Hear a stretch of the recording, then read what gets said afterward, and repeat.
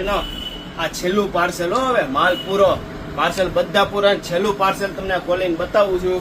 પણ જો સ્ટોક તો ફૂલ જ છે, એવું નથી કે એક પાર્સલ રહ્યું એટલે માલ પૂરો થઈ જાય. જો આ બતાવો ભાઈ, આ પાર્સલ, આ જો માલ, આ વજન ઉપર બેડશીટ નો કપડાનો ફૂલ સ્ટોક છે.